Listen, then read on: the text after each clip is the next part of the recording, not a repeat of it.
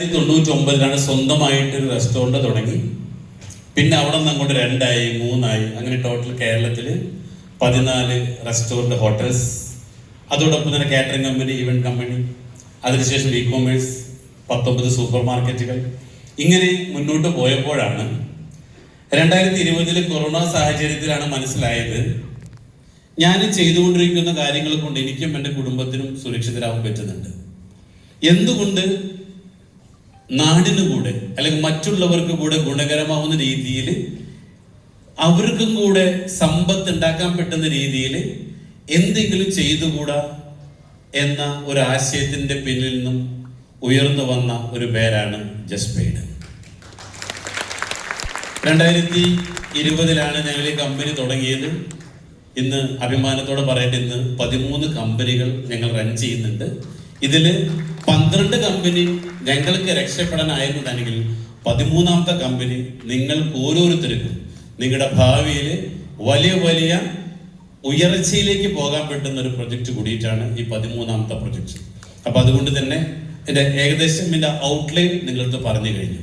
ഇപ്പം അവസാനം നിങ്ങൾ കണ്ടു, കഴിഞ്ഞ കേരള മുഖ്യമന്ത്രി ബഹുമാനപ്പെട്ട പിണറായി വിജയൻ അവരിൽ നിന്നും ലാസ്റ്റത്തെ ഒരു അവാർഡ് ഞങ്ങൾ വാങ്ങി.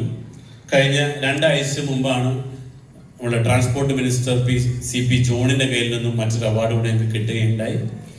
പക്ഷെ അതിനേക്കാൾ ഉപരി ഇന്ന് വളരെ അഭിമാനത്തോട് പറയട്ടെ, വരുന്ന 3-ാം തീയതി ഞങ്ങൾ USA യാത്ര ചെയ്യാണ്. അവിടെ നമ്മുടെ ബഹുമാനപ്പെട്ട മുഖ്യമന്ത്രി VD സതീശൻ അവരുടെ കയ്യിൽ നിന്നും ആദ്യത്തെ ആ ഒരു അവാർഡ് കൂടെ ഞങ്ങൾ വാങ്ങാൻ വേണ്ടി പോകുകയാണ്. അപ്പൊ ഇവിടെ പറഞ്ഞു വന്നത്, കഴിഞ്ഞ മുഖ്യമന്ത്രിയും ഇപ്പോഴത്തെ മുഖ്യമന്ത്രിയൊക്കെ ഞങ്ങൾ അത്തരത്തിൽ ഞങ്ങളോട് ഒരു എന്താ പറയാ സപ്പോർട്ട് ചെയ്യുന്നുണ്ടെങ്കിൽ എന്തുകൊണ്ടായിരിക്കും അത്? അപ്പോഴാണ് നമ്മൾ മനസ്സിലാക്കേണ്ടത്, ഇവിടെ VD സതീശൻ മുഖ്യമന്ത്രി പറയുന്ന ഒരു കാര്യമുണ്ട്, കേരളത്തിലേക്ക് ഇൻവെസ്റ്റ്മെന്റുകൾ വരുന്നില്ല. എന്തുകൊണ്ടാണ് കേരളത്തിലേക്ക് ഇൻവെസ്റ്റ്മെന്റുകൾ വരാത്തത്? കാരണം കേരളത്തിലെ ടാലന്റുകളില്ല, അല്ലെ? കേരളത്തിലെ ടാലൻസ് ഒക്കെ എവിടെ പോയി? അങ്ങ് ജർമ്മനിയിലും ഇംഗ്ലണ്ടിലും, അല്ലെ? അവിടേക്ക് എല്ലാവരും പഠിച്ചു കഴിയുമ്പോൾ ഇവിടുത്തെ പൈസയും കൊണ്ട് എങ്ങോട്ട് പോവാ? വിദേശത്തേക്ക് പോവാണ്. അപ്പൊ ഇവിടെ ഇൻവെസ്റ്റ്മെന്റ് വരാത്തതിന്റെ കാരണം ടാലന്റുകളില്ല. ടാലന്റ് ഇല്ലാത്തതിന്റെ കാരണം അവസരങ്ങളില്ല, അല്ലെ? അപ്പൊ അവസരങ്ങളില്ലാത്തത് കൊണ്ട് 20-25 വയസ്സുള്ള ചെറുപ്പക്കാരൊക്കെ പഠിച്ചു കഴിഞ്ഞാൽ നേരെ പറക്കുന്നു, ജർമ്മനിയിലും മറ്റു വിദേശ രാജ്യങ്ങളിൽ പോയിട്ട് പഠിക്കുന്നു, അവിടെ പോയിട്ട് ടാലന്റ് ക്രിയേറ്റ് ചെയ്ത് അവിടെ തന്നെ ജോലി ചെയ്ത് അവിടുത്തുകാരായിട്ട് മാറാണ് ചെയ്യുന്നത്.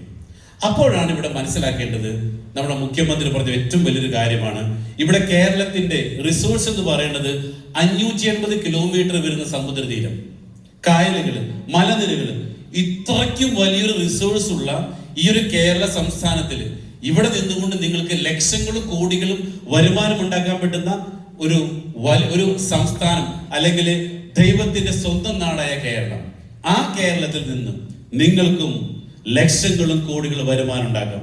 അതുകൊണ്ട് മുഖ്യമന്ത്രിയുടെ ആ ഒരു ആഗ്രഹം പോലെ തന്നെ ഇന്ന് ടൂറിസത്തെയും കൃഷിയെയും അതോടൊപ്പം റിയൽ എസ്റ്റേറ്റ് മേഖലയും ഒരുമിപ്പിച്ചുകൊണ്ട് ഞങ്ങൾ ഈ കമ്പനിക്ക് രൂപം കൊടുത്തു എന്നുള്ളതാണ്. അപ്പൊ ഇനി നമ്മൾ മനസ്സിലാക്കേണ്ട കാര്യം, ഞങ്ങൾക്ക് ഏകദേശം കുറച്ച് കാര്യങ്ങൾ നിങ്ങൾക്ക് മനസ്സിലായി. അപ്പൊ എന്നെ നിങ്ങൾ പരിചയപ്പെട്ടു.